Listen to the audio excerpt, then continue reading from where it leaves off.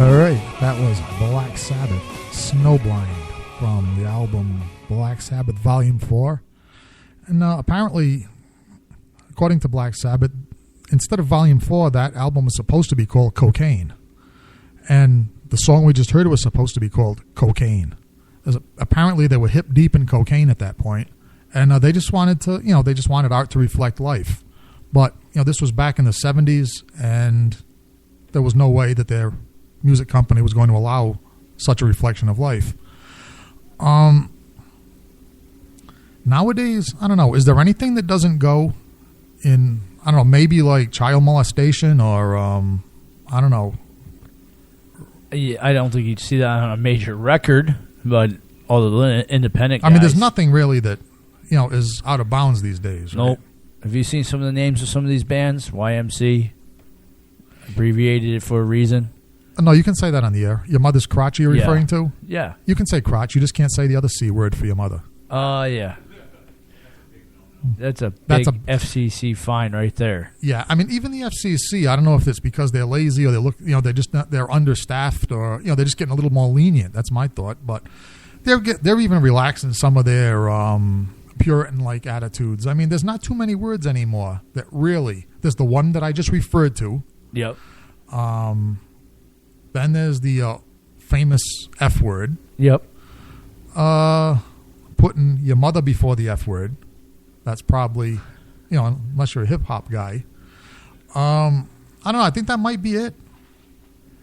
I mean, as far as the real forbidden. I still wish death upon the FCC. Well, yes. But, on the 8th day was created the Internet. And here we are. And I'm not exactly sure that the relaxation or the elimination of all censorship is necessarily a good thing for artistic creativity. Because if there's actually, maybe this is too serious of a topic for the Haunted Cabaret tonight. Yeah. I think there is, so I'll wrap it up. I'll say it really quick before I, sound like I know anything. If there's no restrictions on what you can say or do as far as material, then you don't have to try as hard. I mean, you really don't. I'm saying, like, as far for an evil clown or for a horror talk show host, we can just basically, as Stephen King likes to say, I try to terrify. If I can't terrify, I horrify. If I can't horrify, I go for the gross out. If there's no restrictions at all on the material, it's easy to just like be lazy and go for the gross out. Which we don't mind, but I don't know. Should we try a little harder to entertain some of these people? Nope. I still think FCC must die. And I don't think we should bother trying any harder than we do now, so we're even. Right. All right, so we're good to go. FCC, I've said it before, your rights are taken away on that. Well, yeah. Well, I don't know. Now, that we're really not going to touch rights. Because that's politics. That's politics, yes. Yes, we'll leave that to Tony Jones. We'll leave that to all the people that care about the American Constitution. That does not include me.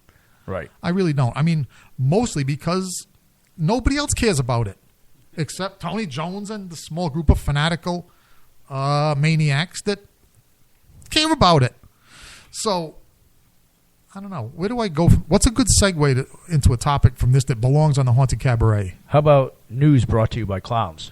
That's right. You said you had some issues. Yes. And news topics that only belong on this show. Not issues. This is the true news, and I got to it before the Onion did. Now this is even more true than people like Badandi and Conspiracy. More true than that. More true than that was in the Onion. I got the real stuff, the stuff that the news television shows left out. Okay. This. And we're going to start off with the boom. Remember? The large bang that everybody's hearing around here in West Warwick? I didn't hear it. Oh, I didn't either. Is it only because of our hearings going? But I have a good source, and by good source, I mean a whack job, that has told me he knows what the boom noise is. And we know what the boom noise was, too. It was Tony Jones. Tony Jones was visiting West... No. It wasn't. It was not. It did not come from Tony Jones's anal cavity. It was not flatulence. No, but it came from a cavity deep inside the Earth's core, and I was close to right. The booms come from motherships below our crust that are inheriting our caves that we have moved out of, and they are down there. And the American people know, that's what I was told. The government knows that these aliens are here. What caves did we move out of and when? A lot of them. Just let me. A lot of them. The American people know that this has happened, and these aliens are down there. This is why we have such a large kidnap rate. Are down there kidnapping our children and eating them. What caves did we move out of? I don't know, but they're down there, and that's what these booms are coming from. So it was close. So basically, so I was close when I suggested Tony Jones's flatulence. No, I was. This is alien flatulence. It is the noise of the ships. They eat the children and then they fart. That's regurgitation of the ships belching out the. Oh, gases. you mean they feed the kids to the ships? The ships, the aliens, babies are this aliens' fuel source. Every shapes and forms. So that's why there's all these missing children around, and that's why there are so many booms in Scratic areas. Oh, you mean so we need to let all the pedophiles out of prison because they're innocent and it's actually alien. Now, does anybody have a description of these aliens that are in these caves that we've abandoned? Only the government does, and they will not tell us. They look like everyday people, and the only way you can find out is by poking them with a rattle. So now what are the people... That's what baby rattles are. So now what do the people who believe in the Illuminati and the reptilians have to say about this? I don't know, and I'm sure we'll hear from it. Now, this next subject is a little close to home because it happened close to home. It happened in Cranston. A shooting, something you love. A shooting in Cranston? Yeah, I know, I love shootings. A shooting in Cranston in a buffet parking lot done by the cops to stop a woman from running them over. Now, you would say it was just a woman in that car, and the sources say, no, sir, you are wrong. That woman was not the only person in that car. You know it. Clyde was in the car. The ghost of Clyde was with this young lady, and they were trying to reenact Bonnie and Clyde at the Chinese food buffet with a little extra snow.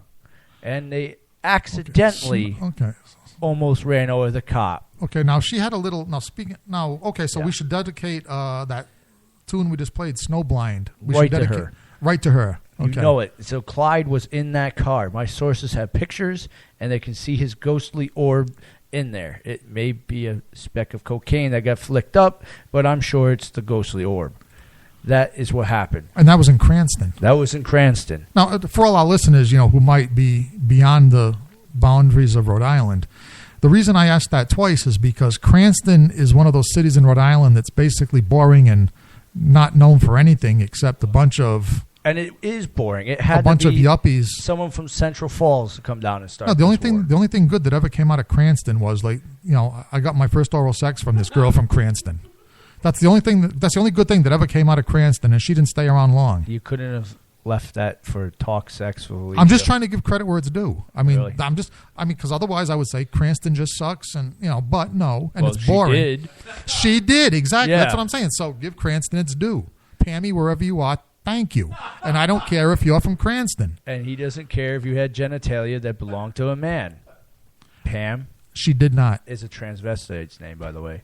Pam, not this Pam. Yeah. Not my Pam. You better hope not. You better hope your memory doesn't, because I will never let you live that down. Actually, the quality of her performance, I don't care. There you go. Pam, if you're listening to me, if you have grown male genitalia since then, if you have gone the other way, come and find me here in 65 Manchester in West Warwick. I would be more than happy to see you again. No matter what your physical appearance is now, if you can still perform like you did in the backseat of that Mercury. All right. We were just told by the producer, no more address. So we do not live here. We don't. No, we don't live here. We're doing the show this from isn't here. Where the show is. No, not at all. But even more breaking news. Yes. And this has a lot to do with you, sir. And bringing this up. What we were just talking about has a lot to do with me, too. And bringing this up on radio over and over again. I am now being brought up on criminal cases against evil clowns for you said it, promoting acts of kindness. I will be going to trial. I warned you about this. For doing charity, and my evil clowns will be, the judge and executioners. I warned you about this. Thanks to you, George Garner. It's not thanks to me. I warned you. I warned you off the air, too. This could be the end of me. You're going to have to get another co-host. Thanks to you. Or you're going to have to stop doing these acts of charity. I've already done them. I've already been caught doing them. You can stop doing them. You can undo them. You can go to all these children's homes and take back the damn toys. Yes, I could. I mean, that would redeem you to a large extent right there. Break in after midnight to each child who has one of these toys for tot toys. And smash it. And, well, I was going to say take it back and take it away. Oh, here's an idea. I'll break into the food bank. I'll steal the canned goods to break the windows of these kids and throw them at the parents so I can break in and steal their toys and then eat the food while I'm smashing it in front of the kids. See, well, that's a little extreme. I hadn't thought it all through. But yeah, you're on the right track. Yeah, so now what's the you might problem? have to replace me with Why? Cyborg. I just gave you the way to redeem yourself. There's no redemption. I already have the trial. I can't get out of it.